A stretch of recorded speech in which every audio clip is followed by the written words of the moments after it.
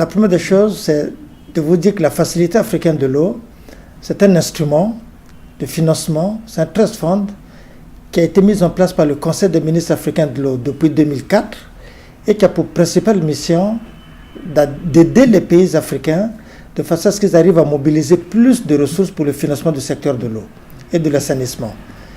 Et avec la nouvelle stratégie que nous venons de nous doter, c'est-à-dire la stratégie 2017-2025, nous allons consacrer nos actions, on va plus axer nos efforts dans la préparation des projets, dans le développement des projets catalytiques et de la promotion des investissements. Et vous voyez bien que cela correspond parfaitement avec ce que le programme RASOP est en train de mettre en œuvre. Le programme RASOP, c'est un programme de renforcement des capacités de l'Association africaine de l'eau, financé par la Fondation Bill et Melinda Gates. L'objectif est d'aider les opérateurs africains dans le domaine de l'assainissement, que ce soit les sociétés d'eau et d'assainissement, que ce soit les municipalités qui ont en charge l'assainissement, à quelque part relever leur profil technique en matière de gestion de l'assainissement en général et de gestion des boues de vidange en particulier. Et ce programme intéresse, je dirais, toute l'Afrique, parce que de l'Afrique de l'Ouest jusqu'à l'Afrique du Sud, nous avons des pays qui sont impliqués dans ce réseau. Et il faut dire que c'est un programme qui est financé pour une période de 3 ans. Nous avons fini de faire la première année, ce qui explique un peu cet atelier d'évaluation que nous avons organisé au Cameroun.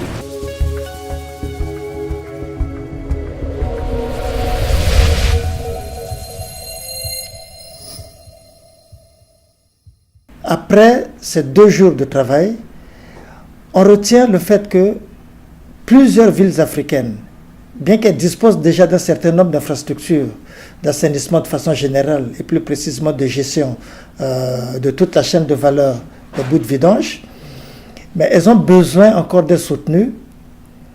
C'est vrai, il y a des villes qui ont déjà des progrès, qui ont réalisé des progrès significatifs dans ce domaine, mais il y a beaucoup de villes qui doivent encore être accompagnées.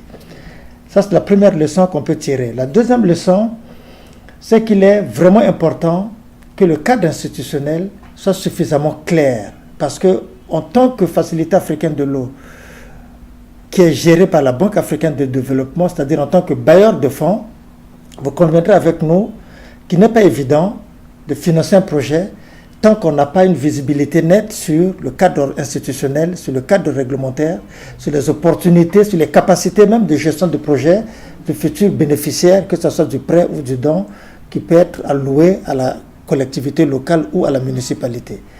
Donc il y a cet effort à fournir en amont par les différentes municipalités avant même de solliciter un appui auprès d'un bailleur.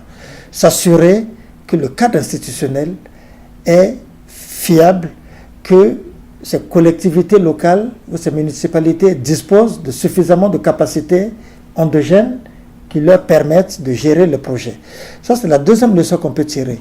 La troisième leçon qu'on peut tirer de ces 2 jours d'atelier, c'est que les besoins en financement sont très importants. Parce que le RASOP, c'est un programme qui est axé sur 5 villes, mais on sait bien que l'Afrique compte des milliers de villes. Que ce soit des villes de moyenne importance ou de grande importance, elles sont des centaines de villes. Ce qui veut dire que les capacités de financement dépassent largement, c'est-à-dire plutôt les besoins en financement dépassent largement les capacités des différents gouvernements. Il faut alors réfléchir sur des mécanismes plus innovants, des mécanismes qui peuvent aujourd'hui permettre aux collectivités d'accéder à des financements, quand bien même que ces financements ne proviennent pas forcément du budget de l'État.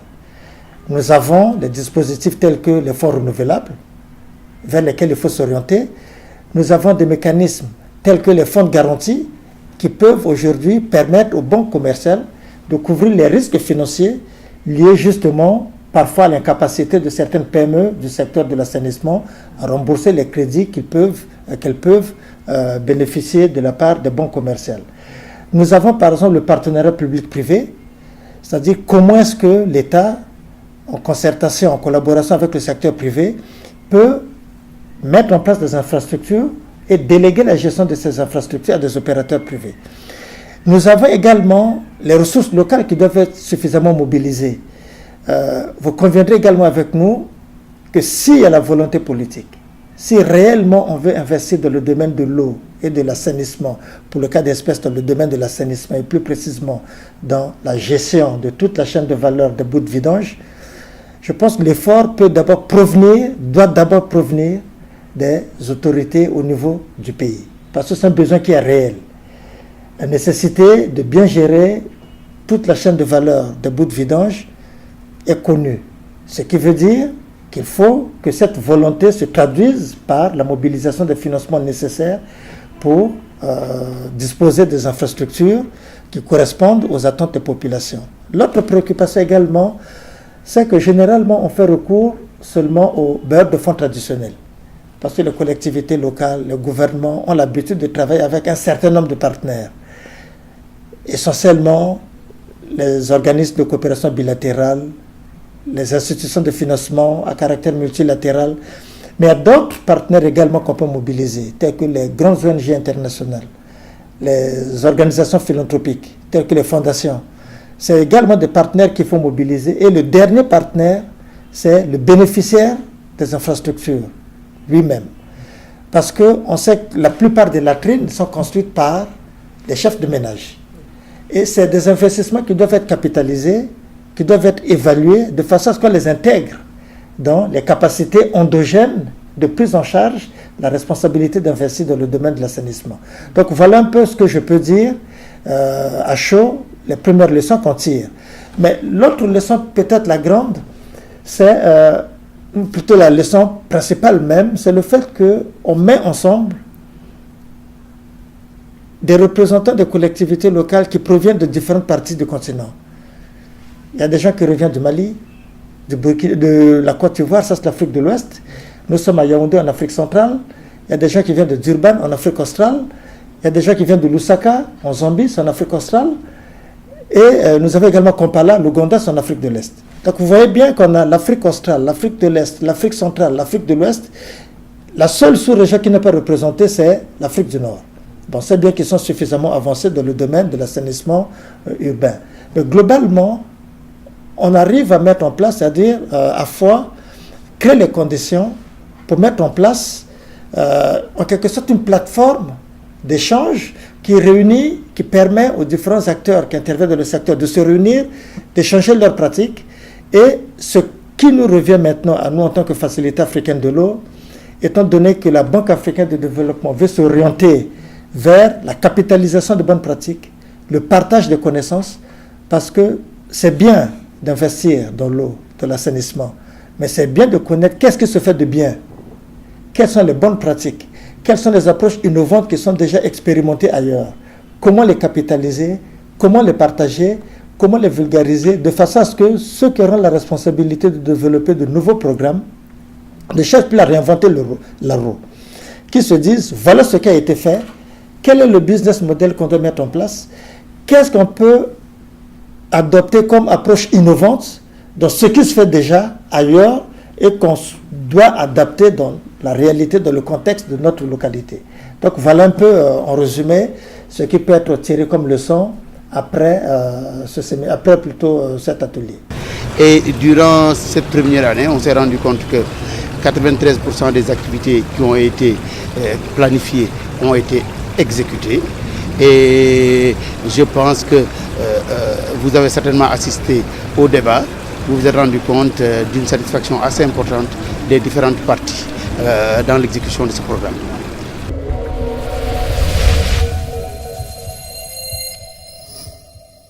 Il faut dire que nous avons quelque part recruté des consultants qui quelque part ont une expertise avérée dans le domaine de la gestion des bouts de vidange, qui sont mondialement connus dans le domaine et qui pour chaque ville dont il est question de prendre en charge, c'est des villes où ils ont déjà l'habitude de travailler.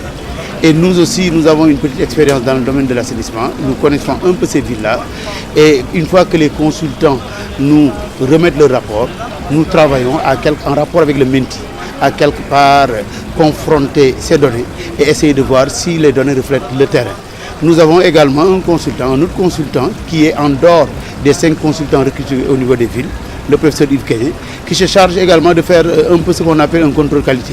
qui se charge de relire les rapports et de quelque part donner un avis motivé à l'Association africaine de l'eau avant leur validation.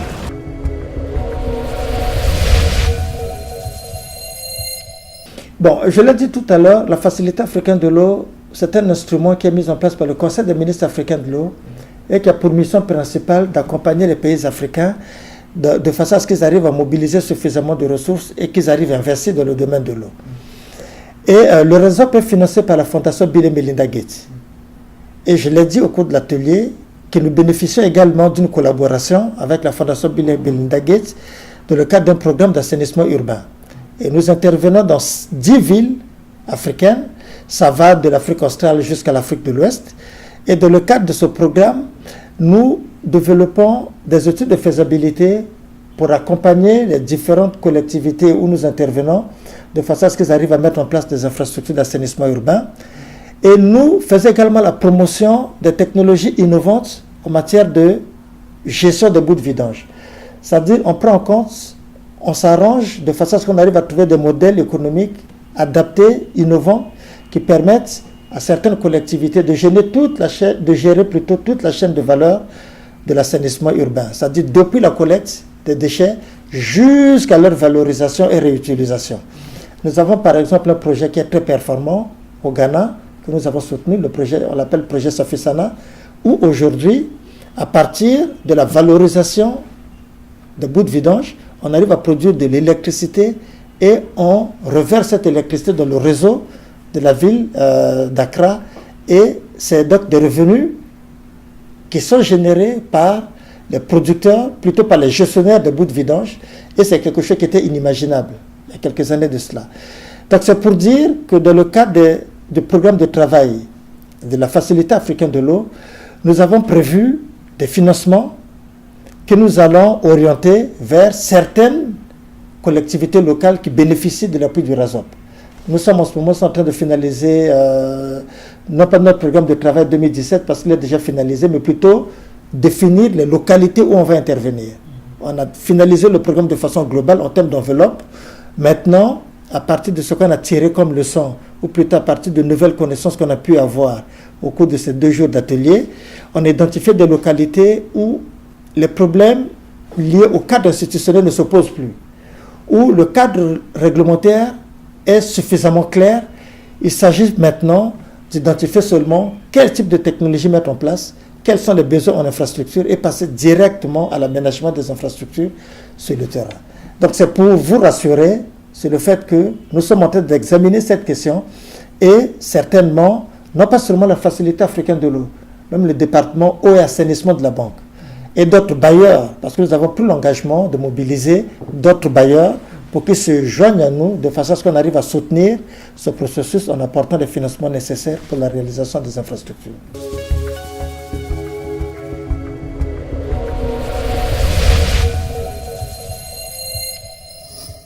Le WOP Africa, c'est-à-dire en anglais Water Operator Partnership Program,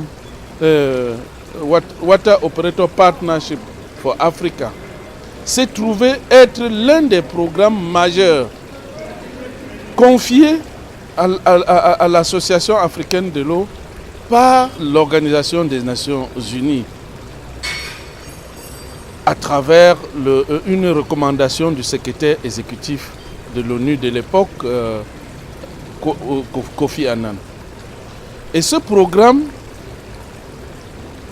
initialement basé en Afrique du Sud, n'a pas pu être opérationnel jusqu'au moment où on a réalisé qu'il fallait que ce programme soit opérationnalisé à partir du siège à Abidjan pour être proche des centres de décision. C'est un programme qui permet à des opérateurs qui sont plus performants de coacher les autres opérateurs les moins performants pour les aider, pour les guider dans les meilleurs choix et les meilleures solutions qui gagnent, et afin qu'elles améliorent leurs services.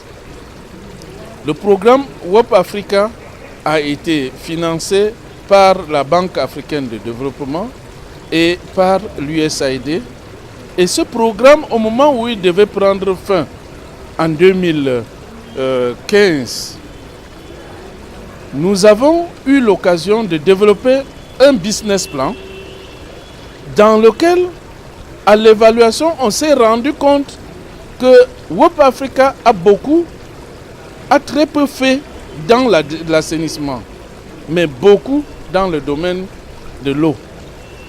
Alors que la tendance, lorsqu'on évaluait les OMD, on s'est rendu compte que beaucoup de pays ont réussi les OMD en matière d'eau, mais très peu de pays africains.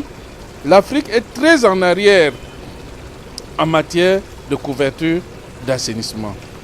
Et lorsqu'on fait l'évaluation du secteur de l'assainissement, on voit que plus de 80% de sociétés africaines, des populations africaines n'utilisent que l'assainissement autonome. Un assainissement qui génère des boues qui malheureusement ne sont pas considérés. Alors, une des recommandations de l'évaluation disait de développer des partenariats au niveau de l'assainissement. Et c'est alors que dans la réflexion de développement des projets est né le programme RASOP